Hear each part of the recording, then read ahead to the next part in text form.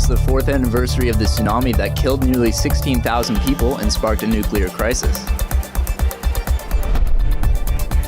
Utah State Senate votes to allow execution by firing squad in cases where lethal injections are not available. And Kenyan-born rapper Shad is named host of CBC Radio's Q. He replaces Jean Gomeshi, who was fired after allegations of sexual assault back in October. Hi, and welcome to Humber News. I'm Casey Taylor, coming to you from our newsroom here at Humber College North Campus.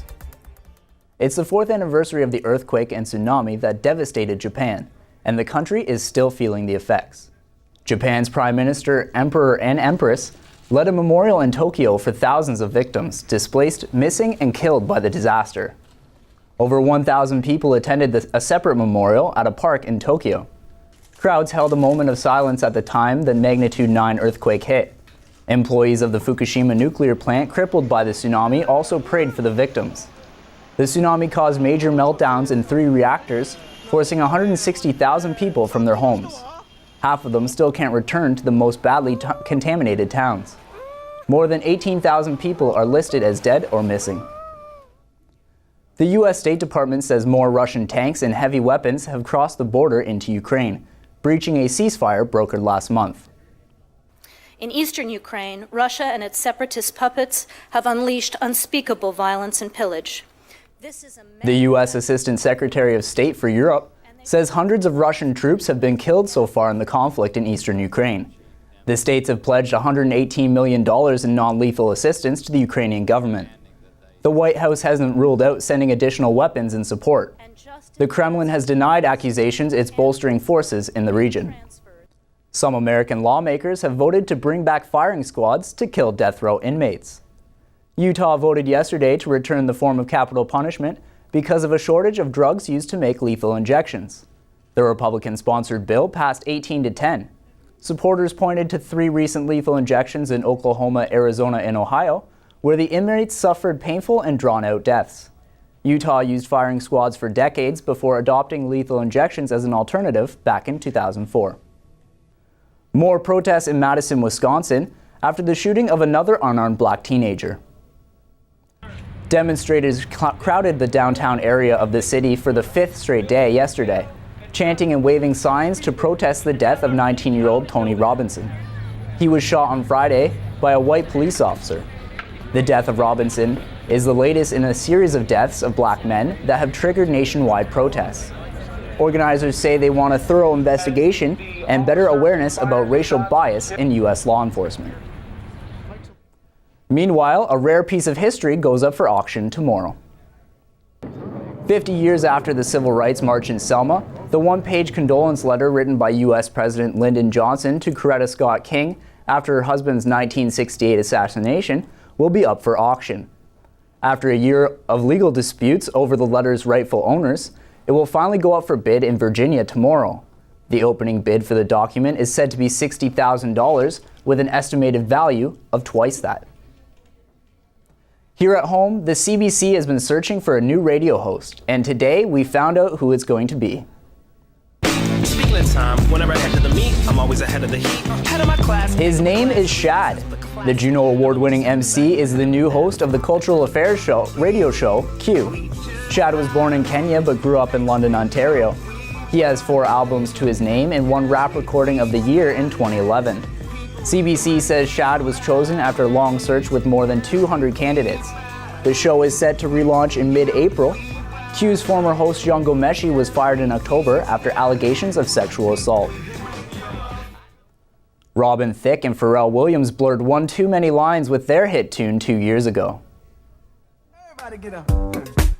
A jury in Los Angeles concluded that blurred lines contained parts of Marvin Gaye's song Gotta Give It Up.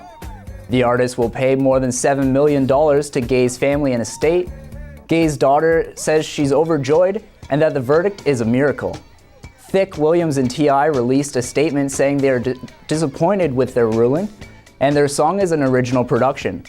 But it looks like the artists gotta give it up. Here at Humber, it's that time of year again, HSF elections. Booths for students to vote are stationed all around campus. HSF President Tom Walton shared his thoughts on this year's election. It's extremely important for student representation. The more the students vote, the more of an equal representation for the candidates. But I would like to see the most prospective candidate to win. Whoever is the one that's working the hardest is the most dutiful to win within due diligence. Voting began on Monday, and the ballots continue to be open until Friday. HSF representatives are stationed at every booth in a continuing effort to get people involved. It's important because there's a lot of students in the school, and we can't all voice our opinions in like one big group. We need somebody to like lead us, I guess. So I guess that's why it's important, because we need one person or like a group of selected people just to lead us so we can get our opinions to them. I feel like not a lot of students get involved with it, and then they complain in the future that they don't have enough involvement with it. So I feel like if people actually start, voting in the elections and whatnot, that they'll see it to change. Results will be announced on Friday after polls officially close. An interactive lunch to examine the effects of obesity is underway at Humber. 4 doctors are taking part in a session organized by the Canadian Obesity Network. We get details from our reporter, Izzy Abraha. Guelph Humber kinesiology students and faculty put on a Dimensions of Obesity event today at Humber College promoting obesity awareness to inform students more about obesity and erase the misconceptions. Guelph Humber kinesiology professor Dr. Pritchard shared her thoughts on today's events. So today we have the exciting launch for the Canadian Obesity Network Student and New Professional Chapter here at Guelph Humber and Humber College. The chapter is really great because we're trying to erase the stigma of obesity. Obesity is on pace to pass smoking as a leading cause of preventable morbidity and mortality, representing a burden of $4 billion on the Canadian economy each year. Obesity is not just a problem of diet and exercise. There are so many different dimensions, and we really tried to highlight that in our event today by inviting speakers from many different aspects of obesity research. With obesity affecting many students and others in their everyday life, an event like this is crucial in making a positive change. Izzy Abraha, Humber News. There's a feast for the eyes going on at the art gallery at Guelph Humber. Faculty members from the Visual and Digital Arts program are showing off their new works. The exhibit is called Rubric. It's made up of 4 new works from each faculty member. The program coordinator, Noni Kaur, says the show is a real inspiration. I would say they're all my favorites, but I love Cole Swanson's work, which is actually a cow's stomach. So they're like tribes that he has cured and worked with. They're sort of processed in a way, and they look, they're so, I would say they're stunning. They're just deliriously stunning. The opening reception is tomorrow at 6:30. When we come back, we'll tell you what's happening in the world of sports, and Willie Fan will have your 3-day forecast. Today's a gorgeous day to be outside mid-March. It'll be mainly sunny with a high of 8, but with the wind chill, it'll feel like 4. We'll have that and more in your full 3-day forecast after the break. But first, it may not be the way Kim and Kanye like to roll, but these pandas want their privacy. The 2 pandas at the San Diego Zoo have found love. Bai Yun and Gao Gao have mated for the first time this breeding season. And for that, the zoo closed off the panda viewing area to the public and turned off the panda cam.